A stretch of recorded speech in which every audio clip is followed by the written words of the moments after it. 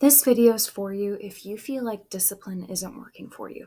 If you feel like you're just pushing and nothing seems to work. It's not because you need to push harder. It's not because you lack willpower. It's because you're trying to force yourself towards things that maybe you don't actually want anymore. Or maybe your motivations are no longer a match and your body knows it. I'm going to show you the real reason your old habits stopped working. I want to give you 2 practical tools to help you figure out what you really want. Because I don't want you to feel like you need to keep white knuckling your way through life and wondering why you're not happy. I don't want you to stay stuck in the same cycles, wondering why nothing you do ever feels like enough. Most people think the problem is I need to discipline more. They think they need more willpower, better systems, stronger commitment, but that's not it. The problem isn't your discipline. The problem is trying to discipline yourself towards things that don't actually serve you anymore. Here's what I want to cover today. First, I want to show you why your old motivation stopped working and why it's actually a good thing. Then we'll talk about fear bonds versus love bonds and why you might be stuck chasing relief instead of joy. And finally, I'll give you 2 specific tools that you can use this week to start figuring out what you genuinely want. See if this sounds familiar. You woke up on Tuesday morning, you start to chip away at your to-do list, or you start your morning routine. And what do you feel? Nothing. Apathetic. Heavy. Your body feels like molasses. Or worse, you feel dread. You try to push through anyway because that's what you do. You're a disciplined person. You are committed. But it all feels like work. Really hard work. It feels like you're consistently missing the mark, like you're shaming yourself when you don't get the result you want. You're white knuckling, you're performing, you're angry at yourself. I should do better. I should try harder. I should be more consistent. But doing better never really happens. And here's the worst part. No matter what you do, it feels wrong. Nothing feels like enough. So you want to back away, but then you feel guilty for pulling away. Listen. This is not a you problem. If you understand your nervous system, this actually makes a lot of sense. Here's what's actually happening. You're not lacking discipline. You're not failing at consistency. You are in a freeze response and you're trying to willpower yourself out of it. Freeze responses are characterized by hopelessness, apathy, disconnection, low motivation, low energy, being frozen. Here's what most people don't know. Freeze is a last resort. Freeze means that you believe there's no way out of whatever pain point you're experiencing. Think about it. Most of us have entire personalities filled with coping tools that help us avoid pain. But when we start to grow and change, these coping tools don't work for us anymore, or at least the motivations don't hold up anymore.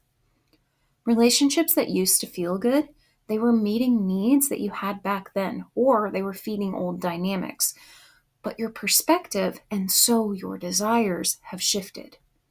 The hobbies you used to love, they were feeding something that isn't hungry anymore. You've changed, you've grown, you've healed in ways you don't even realize. And your old motivators, they're confused. They don't know how to motivate the new version of you. So if you keep trying to discipline yourself back into an old version of who you were, you'll keep feeling like your own life doesn't belong to you. You'll lose connection with the things you used to love. You'll wake up one day and realize you don't have a sense of purpose anymore, not because you're broken, but because you've been trying to live someone else's life or your own life from 5 years ago. The first thing I'd like you to do is rethink what you feel responsible for in your life. When I talk about responsibility management, I'm asking, what are you responsible for? What is someone else responsible for? And have you gotten those things mixed up?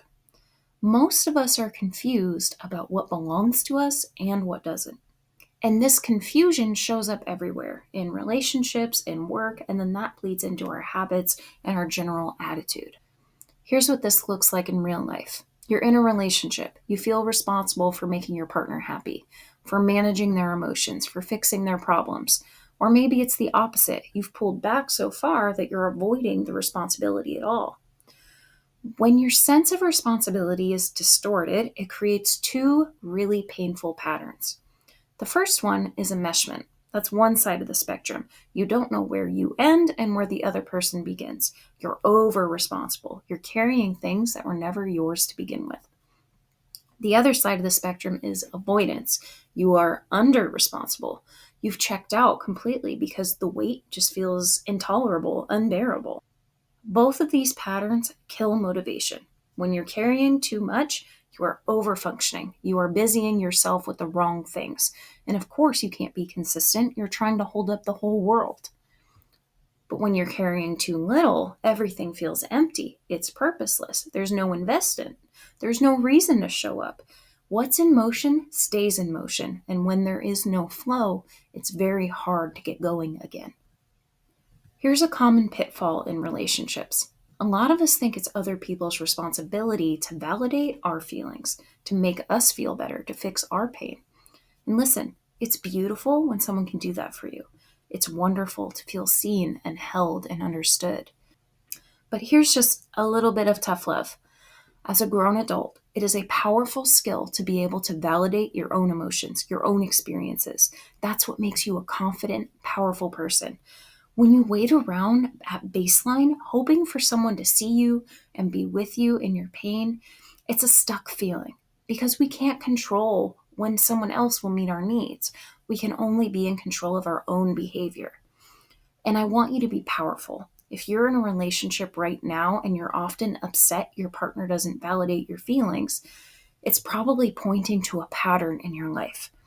I'll go out on a limb and say you probably didn't have your emotions validated growing up. I'm not here to say whether or not your relationship is healthy, but I want to help you recognize the feelings you're having are a lot bigger than the current circumstance. It's not just about today. It's about years and maybe decades of pent up invalidation.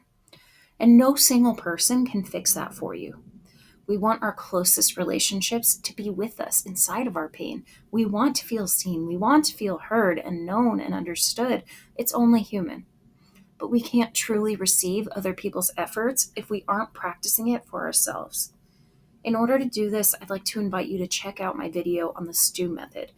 It's a step-by-step practice to help you rebuild connection with yourself. The link is in the description. For my next point, I want to talk about fear bonds versus love bonds. Most of us are stuck in fear bonds. We all have attachment centers. They're parts of our brain that drive connection and motivation. We form two types of bonds. The first is love bonds.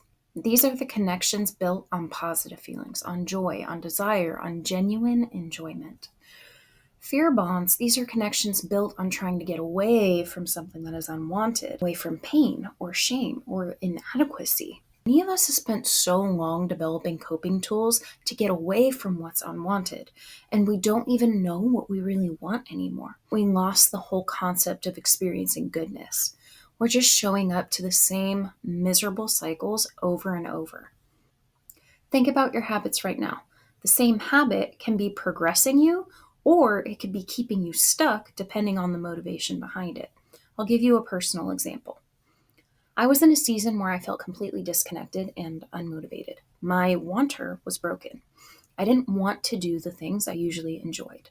Nothing significant happened to send me there. I just grew tired and apathetic. When I pressed into it, I realized something.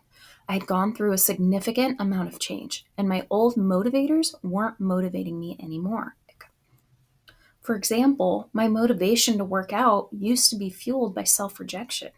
I exercised because I hated my body, because I wanted to fix myself, because I wanted to get away from a negative feeling about myself.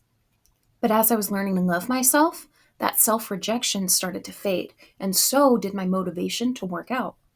I had to go back to ground zero. I had to ask myself, what do I actually like about the exercise? How does it make me feel? What types of movement are good for me and when? When am I pushing too hard?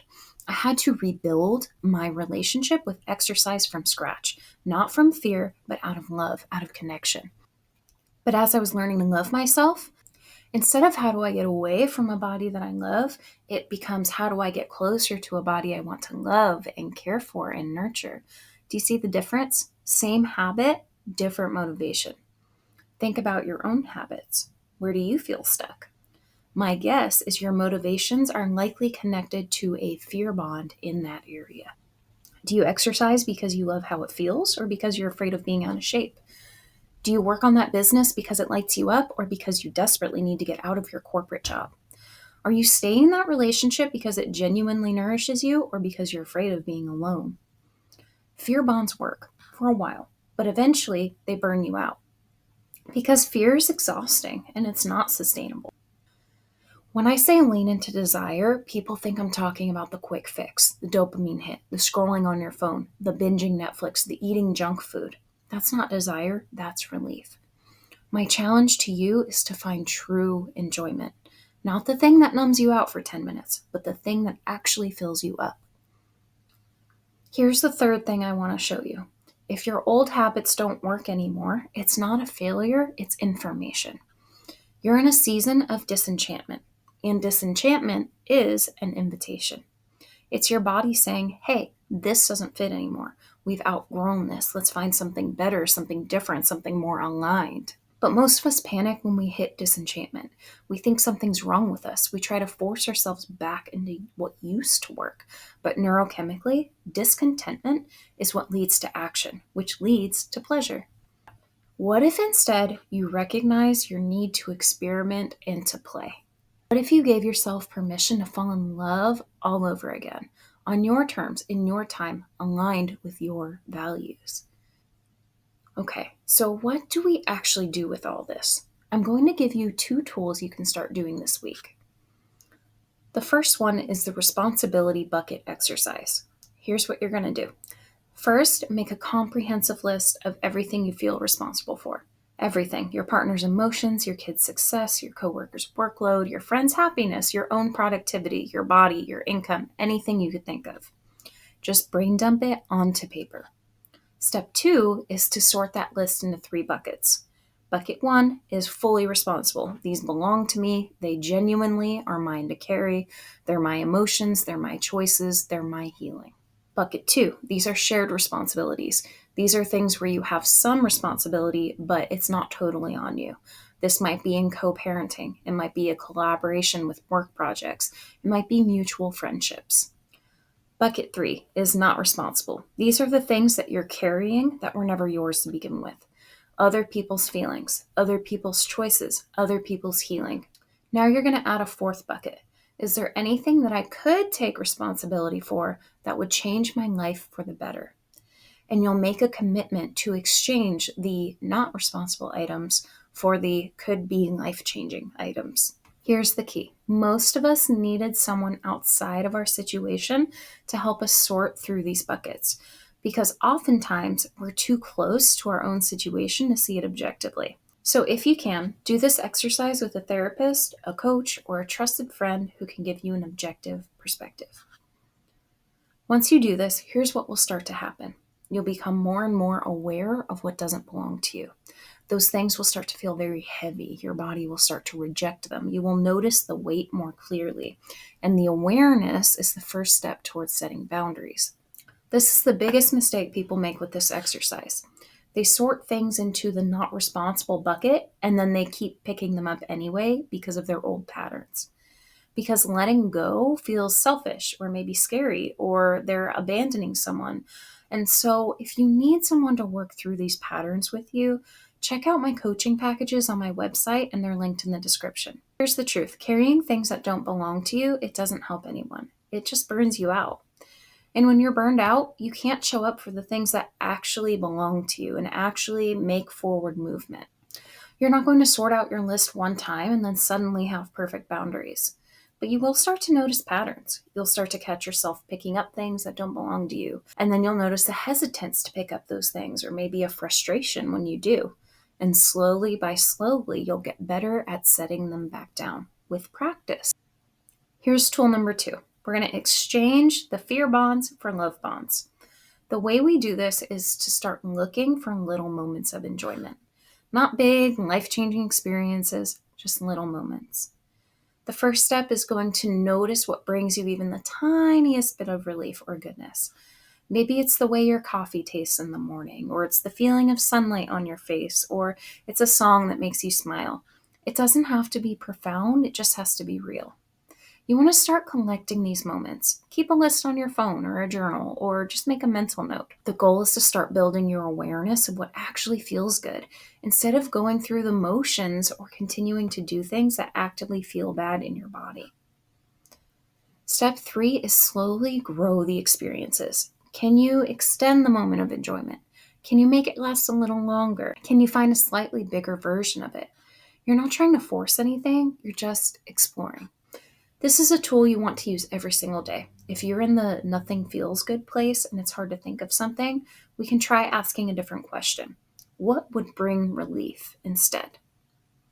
That reframe can be very helpful. The biggest mistake people make is trying to skip straight to the big stuff. They think, I need to find my passion, I need to overhaul my entire life. But that's not how it works. You don't go from burnout to bliss overnight. You need to find a neutral space in the middle first and gently warm your nervous system into higher emotional states, or else you could trigger yourself back into a deeper hole.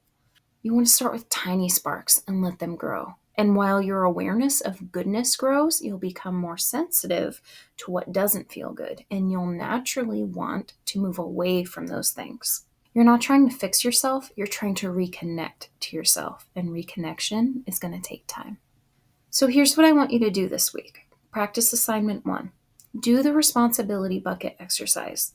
Make your list, sort it into 3 buckets, add the 4th life-changing bucket. Just notice what comes up. Practice 2. Find one small moment of genuine enjoyment each day.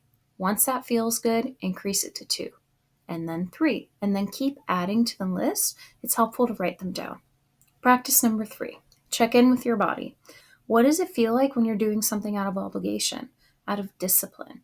Where do you feel it? Does it feel tight in your chest, or do you feel a knot in your stomach? Is there tension in your shoulders? We want to start building that body awareness. And I'm going to link a video to the stew method below if you need help learning how to connect to your body. Okay, we're going to do a quick recap before we end. Key takeaway number 1. If discipline isn't working, it's because you're trying to force yourself towards things you don't actually want anymore. And that's okay. It just means you've changed. Key takeaway number 2. Most of us are stuck in fear bonds, running away from what's unwanted instead of running toward what we genuinely desire. Start looking for those tiny moments of real enjoyment. Key takeaway number 3. Disenchantment isn't a failure, it's an invitation. If your old habits don't work anymore, your old relationships don't feel good anymore, if you feel like you're pushing a boulder uphill, it's not because there's something wrong with you, it's because you're growing and you need a pattern interrupt. And becoming someone new means letting go of what used to fit so we can make space for what fits now. If this video resonated with you, I'd love to hear from you in the comments. Tell me, what's one thing you used to love that doesn't feel the same anymore? And if you want more support around nervous system regulation and reconnecting with your authentic self, I have a free Skills for Resilience assessment that can help point you in the right direction. Those links are in the description below. Here's what I know about you. You already have everything you need. You don't need more discipline. You don't need more willpower. You just need to reconnect with what you actually want. And you're allowed to take your time figuring that out. It's a process. It's an adventure, and it can be fun. Your body knows the way, and you can trust it. I'll see you in the next one.